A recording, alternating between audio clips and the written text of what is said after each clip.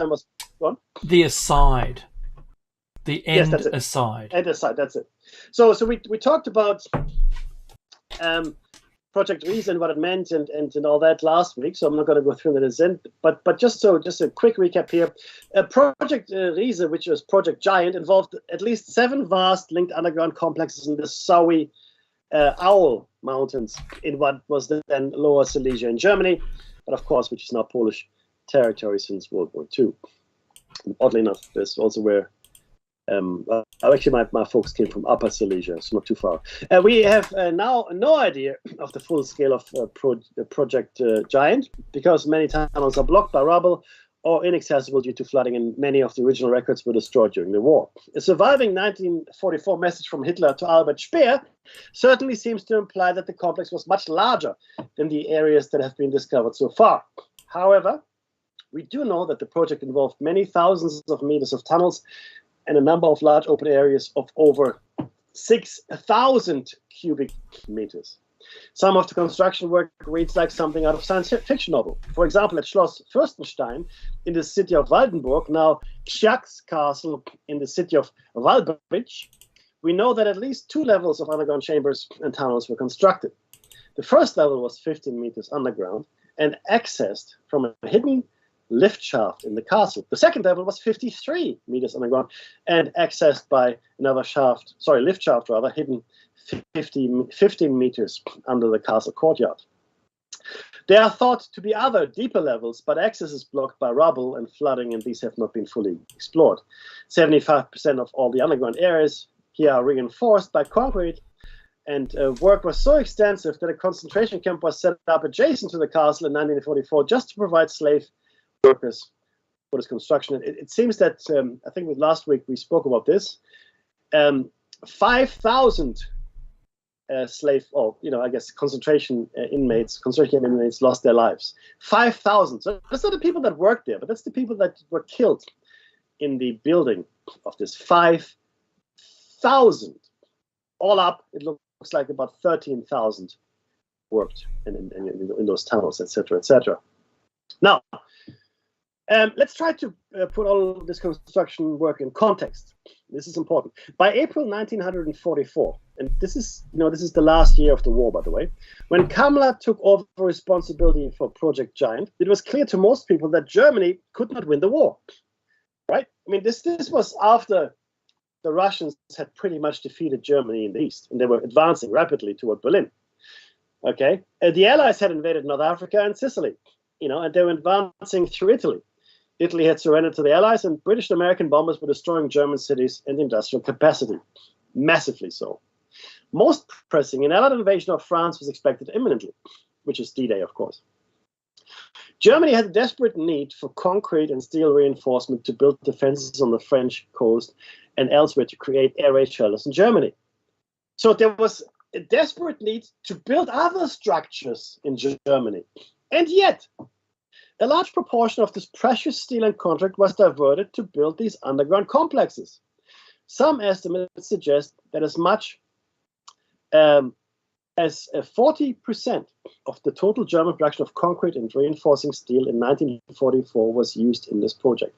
40% to build these tunnels. And please, do bear in mind that Hitler kept talking about his wonder weapon, the weapon that would turn the tide of the war, with the Russians and the Allies knocking at Germany's door. Okay. Why? What was the purpose of Project Giant that made it more important than building defenses to prevent the expected Allied invasion of France? Now remember, that happened in June of 1944. The invasion. This is April now. April, May, June. So you had a couple months still to build fortifications along the Normandy coast, but they were never finished. Hitler had this great plan of this Atlantic wall that would protect a large tract of France and Europe from an invasion, and those works had begun. Okay, Omaha Beach and so forth. There were fortifications in place, but not enough. They never finished it because there was a lack of steel and concrete. That steel and concrete went to Project Giant. Okay. Now why? The answer is simple. We don't know. We have no idea why. Some German records survive which relate to the construction of this project, but none that identify its intended purpose. So we know, yes, they were building it, but we have no idea why they were building it. And this is not some little time. This is a massive. In fact, right now, I don't think we have a project of a similar size that's being undertaken anywhere in the world, except maybe that city that's being built in Saudi Arabia. That's probably similar in nature. It has been suggested that this was planned to be a huge command complex from where Hitler and the German military could safely direct the war. I want to say no to that, okay, because it couldn't be built fast enough, in my opinion. But also, it should have been built much sooner than that. It doesn't make any sense for it to be built in the like as a command center. I'm talking about. You wouldn't build a command center this late in the war. It just doesn't make any sense. This had to change the tide of the war, because if it's a command center, then you're just commanding whoever's left on the surface. But they're being beaten and defeated everywhere, left, right, and center. So whatever this was, it couldn't just be a command center from which to issue orders. It had to house something of weapons-grade significance. Now, or another theory is that these were to be underground armament factories safe from Allied bombing. It may have been both or neither. I'm with the neither faction here. We will never know for certain until we find more documentation, right? Project Giant was overrun by Russian forces in 1945, before it was completed and before it became operational, or at least so we believe. Inevitably, there's been a huge amount of speculation as to the intended purpose of Project Giant. This has included suggestions that it was to be the location for the research and development of German wonder weapons, including chemical, biological, and nuclear weapons, developments of the V2 program, or production facility for very advanced aircraft. But I think this is now we're going into Project Bell and toroidal physics territory. Dave. Yes. It has also been suggested that the complex was to be used in part to store art and treasures looted by the Nazis from museums, private collections, banks, and archives in Europe. There are persistent rumors that the legendary Amber Room, stolen by the Germans for the Catherine Palace of Sarkoy Silo near St. Petersburg during World War II and never recovered, was hidden somewhere in the complex.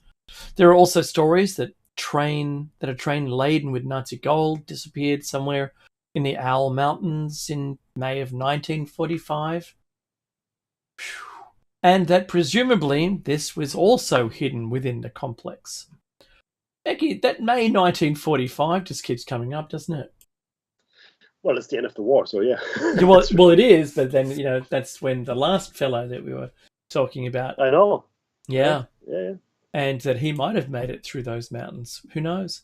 In August, I think he did too, 2015, two treasure hunters, Peter Kopper and Andreas Richter, claimed to have located a train in a previously undiscovered tunnel within the Project Risa complex. However, Polish authorities were quick to close off the site, and so far no attempt has been made to excavate to discover if the train really exists and to find out what it contains.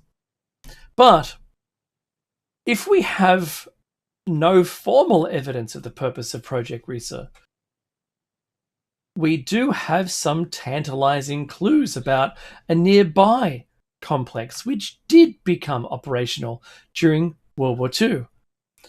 The Wenceslas mine complex near the village of Ludwigsdorf, that'll do, in Lower Silesia, Germany. Now Ludwigoweiss or Weiss. Ludwigwitze.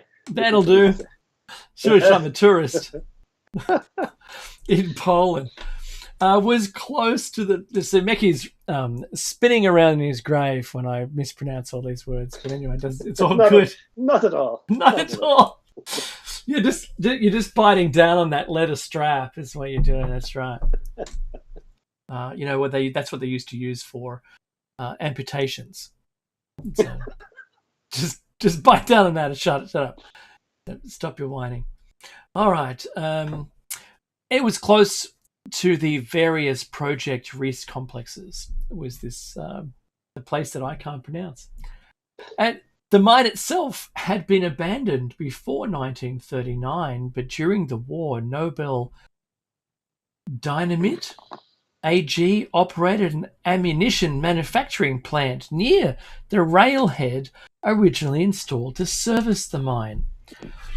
However, during the war, the underground tunnels of the mine were reopened and extended to form part of Complex Milkow, or Milkov, one of the Project Risa sites. Just as for the rest of Project Risa, we don't know the purpose of Complex Milkow.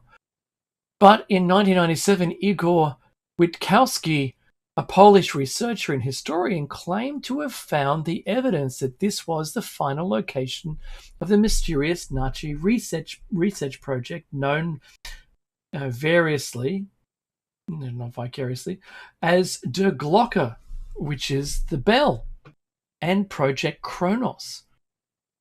Wow. Witkowski initially used documents from the interrogation of former SS Obergruppenführer Jacob Sporenberg after the war to find out more about these experiments, which involved a 14-foot-high device shaped like a bell, which used very large amounts of electrical power and glowed violet blue when operated for short periods.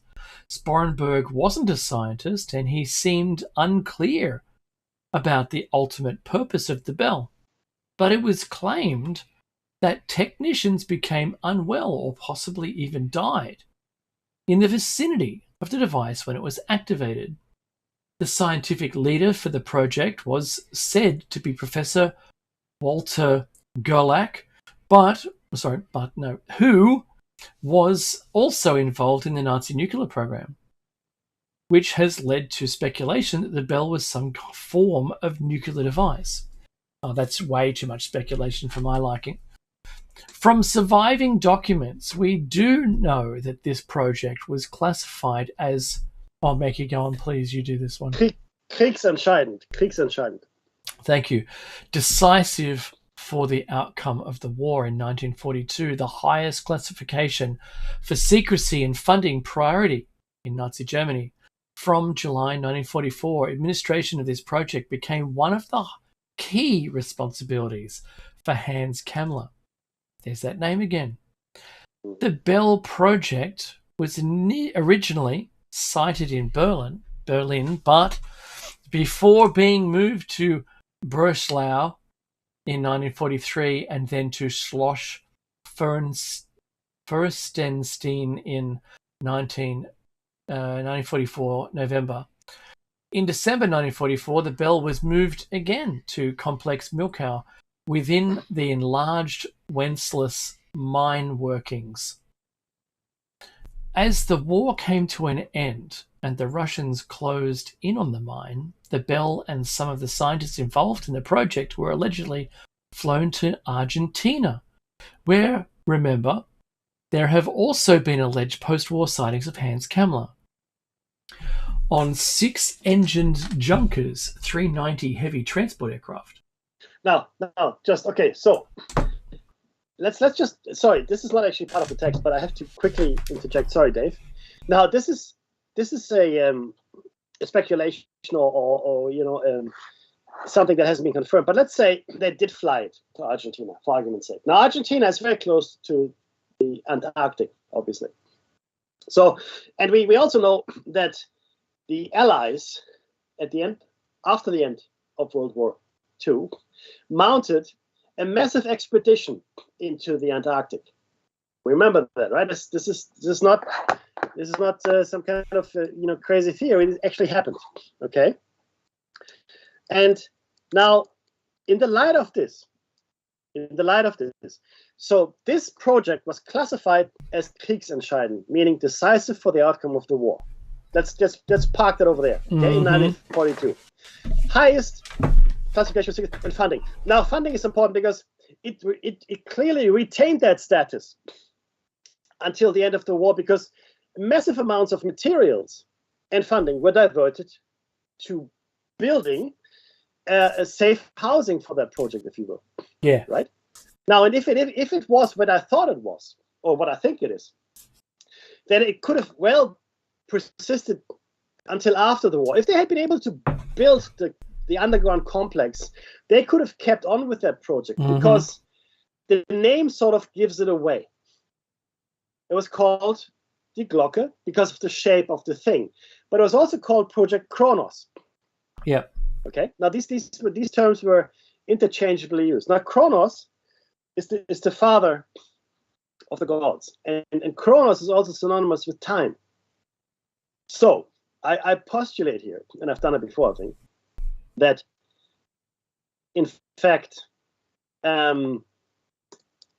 they were engaged in toroidal physics research. They used the bell as a piercing mechanism for dimensional or intertemporal travel. Yep. And I think they were successful. Okay. Now, not successful on a scale that they could alter the war yet, and the war came to an end quicker than I guess Hitler or anyone else had counted on. And the Russians made a beeline to that complex. It wasn't just the Russians either. So the Russians, rather than going to Berlin, they went to that place. Why? Berlin is the prize.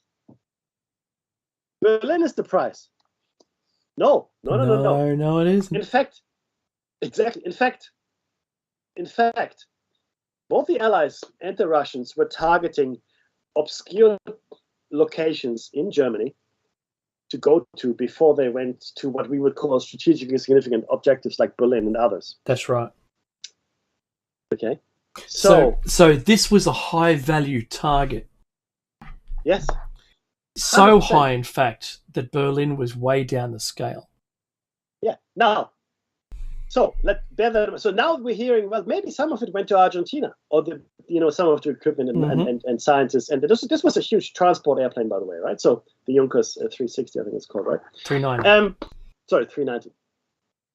Okay, so in 1946, 1 year after the war, the Allies, as well as the Axis, are recovering from the war. They're recovering from the war. They've been smashed. Losses are in the millions. Okay. They mount a task force.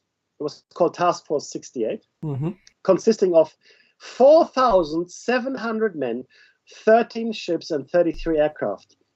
Okay? Why? Okay, the official reason for Operation High Jump was training personnel and testing equipment in frigid conditions. Yep. 2, consolidating and extending the United States sovereignty over the largest practicable area of the Arctic continent, which was publicly denied as a goal before the expedition ended. 3, determining the feasibility of establishing, maintaining, and utilizing bases in the Antarctic and investigating possible base sites.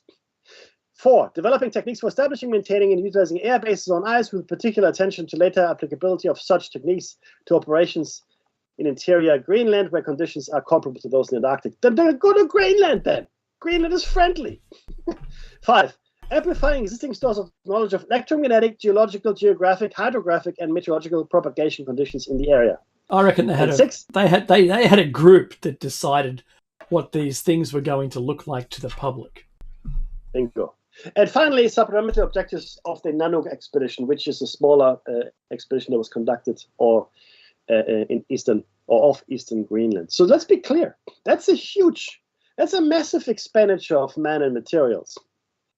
Okay, a massive expenditure of men and materials. And in fact, it was Admiral Richard E. Byrd. That's right. That organized this expedition and became part of it, and then spent 6 months or so in a mental asylum in Argentina on the afterwards. Yep.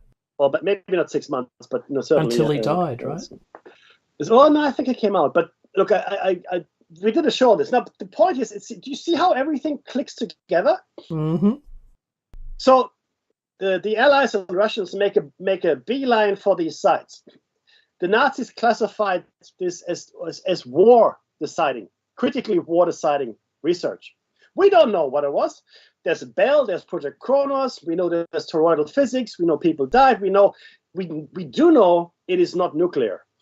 We know right. It's not nuclear because the nuclear projects were different and conducted somewhere else.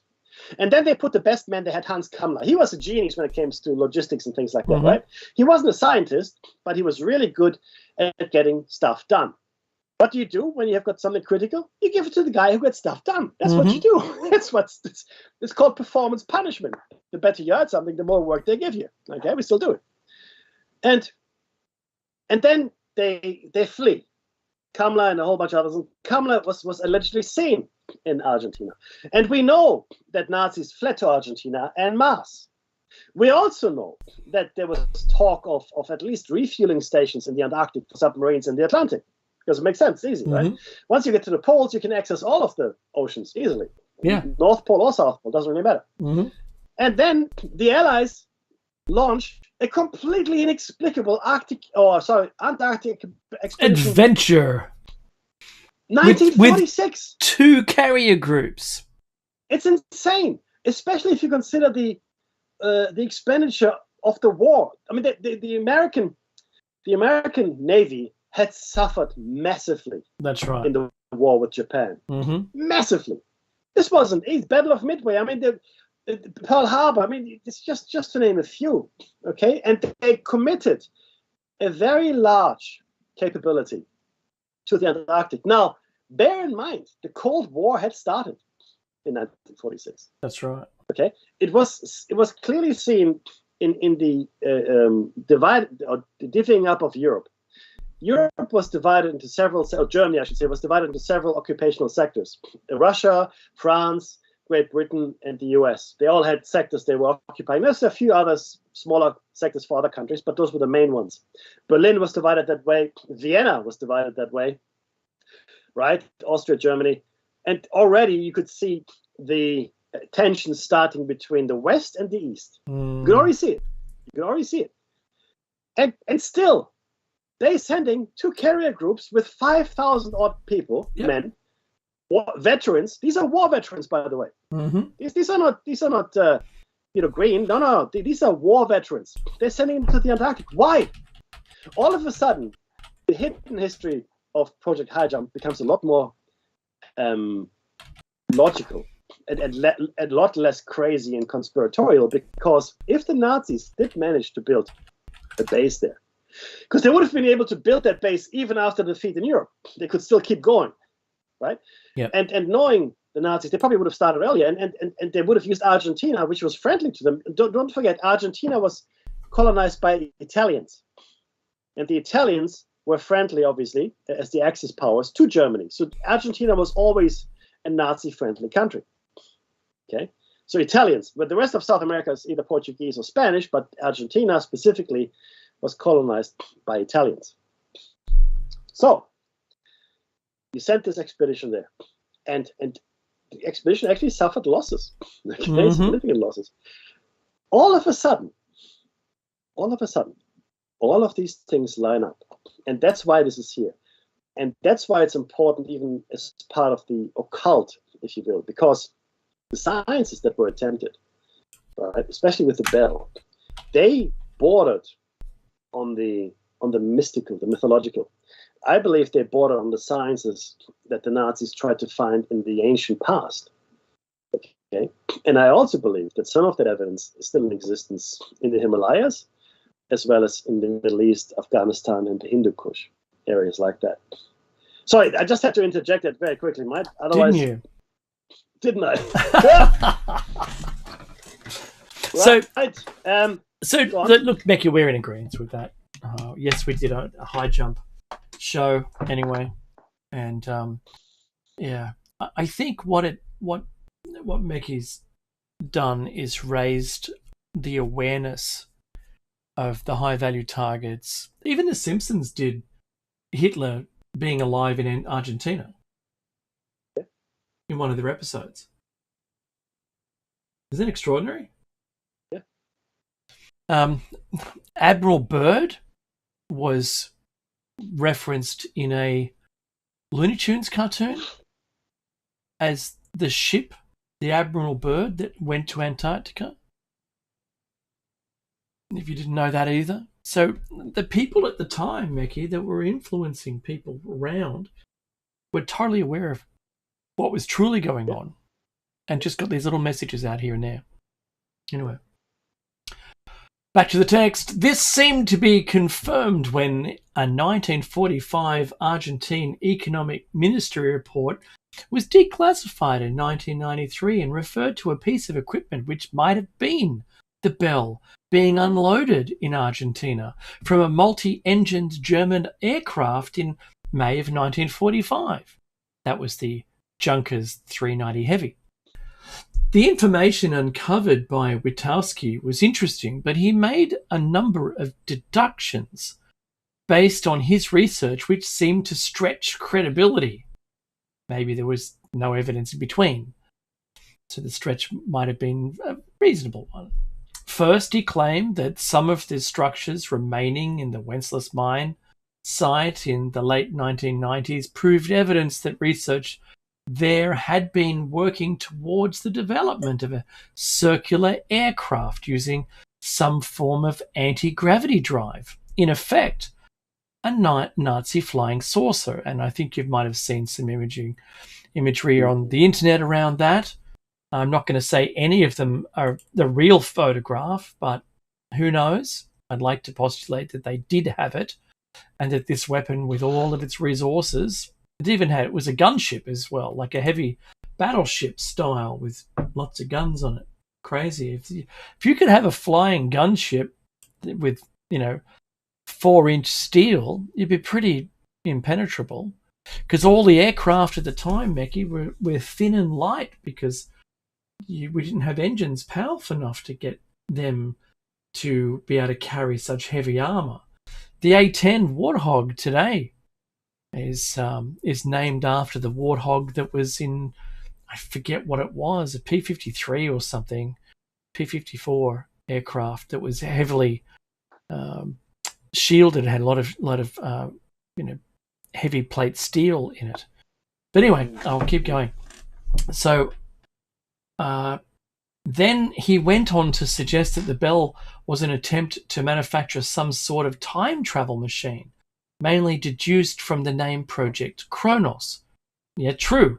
Kronos, or Cronus, is a Greek god and father to Zeus. In Roman mythology, he became Saturn and the god of time. And that's why we have the word chronological. And it is about time. The flying saucer idea was taken up by British author and aviation journalist Nick Cook in his book The Hunt for Zero Point in 2002. He visited the Wenceslas mine with Witowski and concluded somewhat bizarrely that an odd circular concrete structure referred to as the henge and the fly trap was part of some sort of test rig for a circular flying craft. And in our show notes we have the picture of the henge at the Wenceslas mine. The area is now a car park for a museum at the site. Yes, thank you, whoever decided to tear that down. The Wenceslas mine site still exists, though it is officially closed and prohibited due to the presence of unstable underground workings. Sure. You could have said just, toxic gases, and that would have been enough. But anyway, there are many stories of people, both locals and foreigners, who have gone there to explore and have been warned off or threatened by various individuals. Some people report being arrested by police, followed or even receiving written threats following a visit to the site. There are also local rumours that, after the end of the war, strangers, sometimes referred to as guardians, bought property in the area, and that these people are actually agents whose purpose is to keep watch over the secrets of the complex. Meki. Despite this, the author of this particular article, visited the Wenceslav mine in 2011 as part of a motorcycle tour of Eastern Europe. It wasn't easy to find, and when he finally did find it, most potential entrances were blocked by barriers noting that entrance was forbidden. However, he was able to find a narrow track through the forest on which he rode his bike to the center of the railhead area for the complex.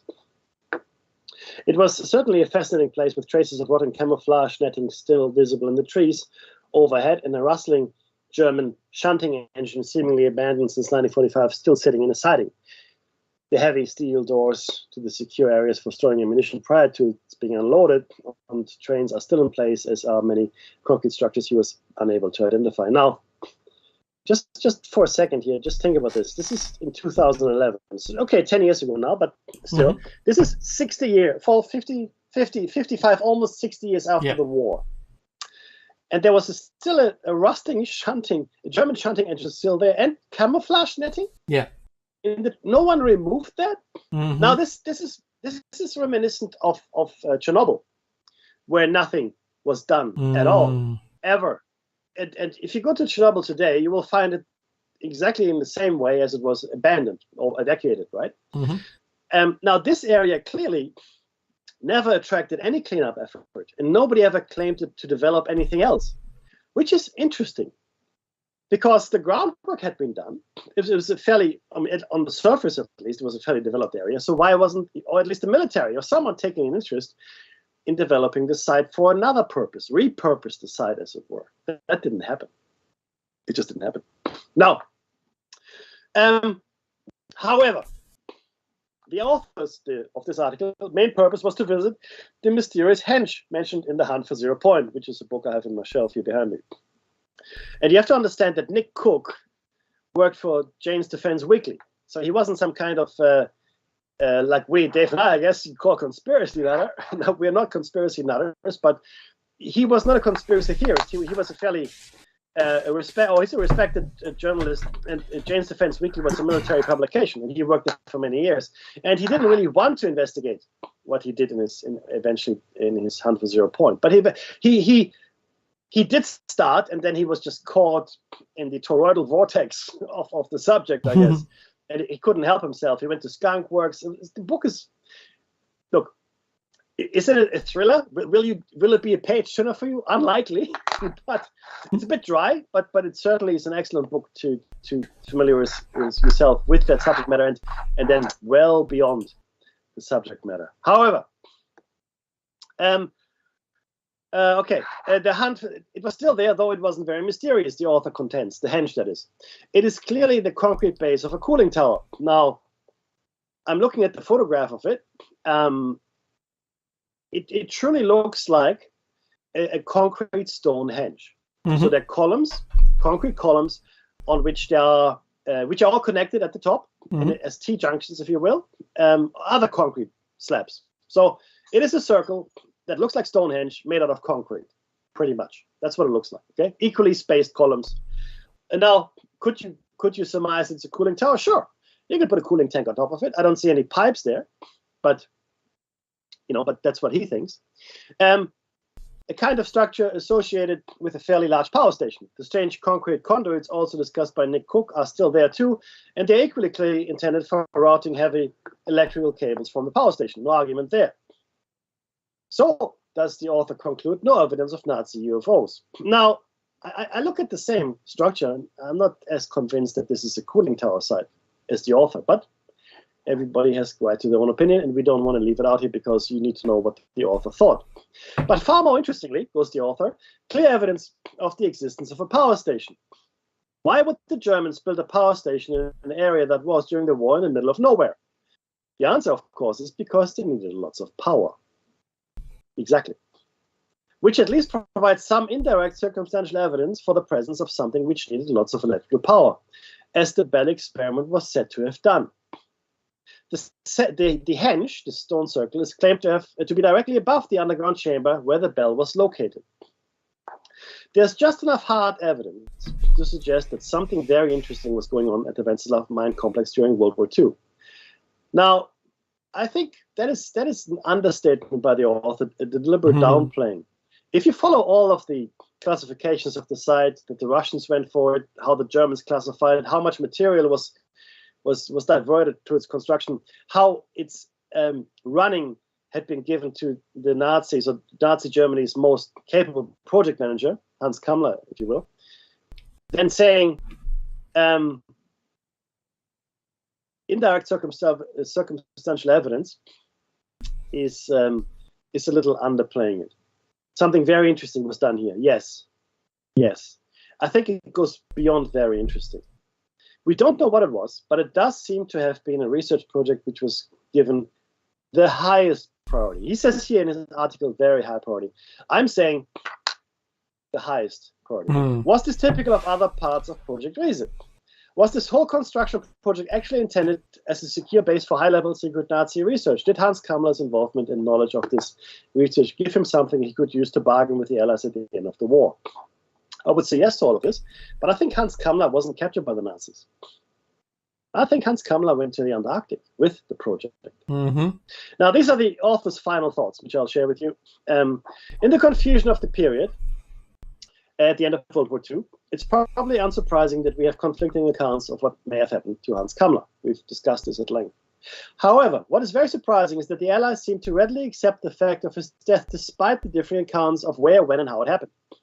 Remember, he was a very senior Nazi and one of the most wanted men in Europe. Now, and he was meant to be number 3 or 4 by the end of the war, as like just after Hitler, Himmler, and those guys. Does it really seem credible that Allied intelligence services would simply cross him off their list without some form of hard evidence, or at least a credible first-hand eyewitness statement about his death? Well, we have 4 eyewitness statements about 4 different deaths, right? And yet, this is what happened. There was no search for Kammler's body, and as far as the author is aware, no attempt to verify the facts and circumstances of his death. The evidence of Proik, his driver, wasn't known until 1948. Remember the timelines here, right?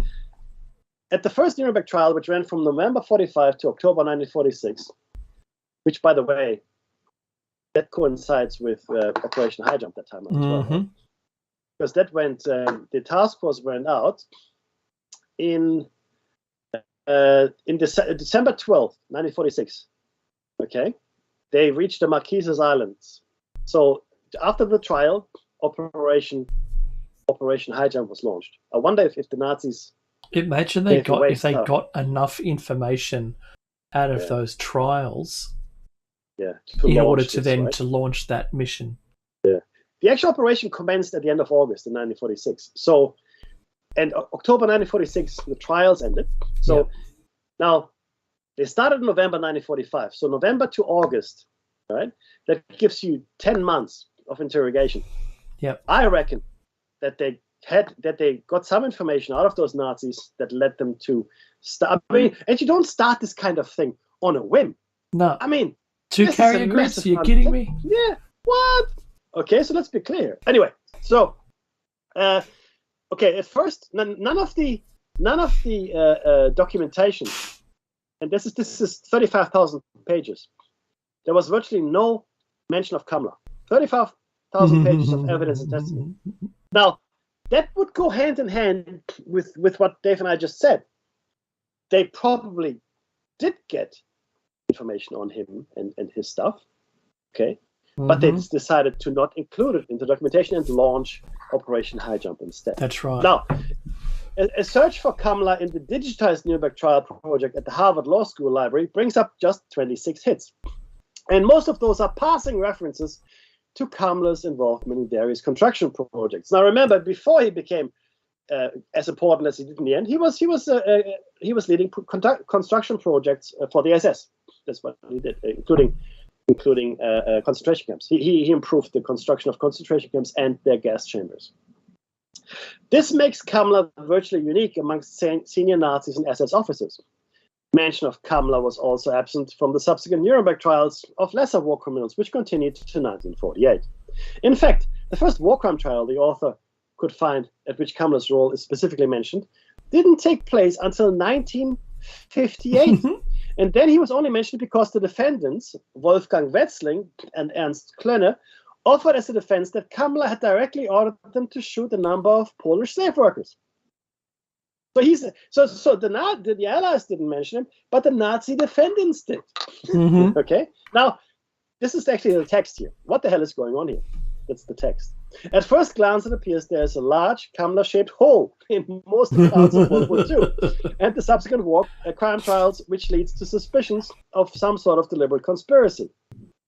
Kammler was very senior, part of the immediate circle around Himmler, involved in critical, and I want to say ultra-critical, yes. and beyond top-secret projects, Kriegsentscheidend, war determining, and directly implicated in the deaths of thousands, in fact, of large numbers of prisoners of war and slave labor. Thousands and thousands of them. 5,000 at least, in one instance.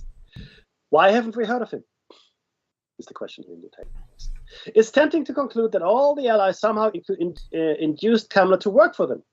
And this is what lies behind the apparent suppression of his name after the war. But for the reason noted above, the author is not convinced. The author thinks that Kammler's disappearance from the history of World War II has more to do with what he did, and more notably, what he didn't do, than with any deliberate attempt to suppress his name. Kammler was not an important combat soldier whose name was likely to crop up in military histories. He did not achieve infamy by commanding a concentration camp or death squad. He was not a scientist with valuable knowledge, and he was not sufficiently politicized or influential to take part in high-level decisions-making within the Third Reich. Kammler was the ultimate bureaucrat, albeit one who was responsible directly or indirectly for the deaths of thousands of innocent people who, in the immediate aftermath of the war, simply wasn't significant enough to register on the radar of most peoples. I disagree with that analysis completely. A large part of Kammler's career was as a project manager involved long-term planning. He was clearly an intelligent, resourceful, determined, and ruthless man, and there can be little doubt that he saw the approaching end of the Third Reich well before it happened.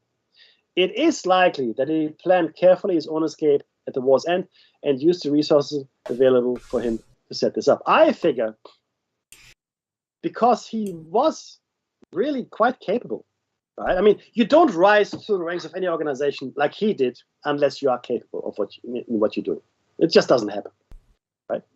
And you don't hold it either. And you're not given war critical projects to run unless they think you can actually do it. I mean, you can say what you want about the Nazis, but they were not stupid. Okay, so if I were Kammler, I would have taken that research because he's not stupid. He's seen the potential for this research, I'm sure. And he saw how much the other Nazis, as it were, how much stock they put into it.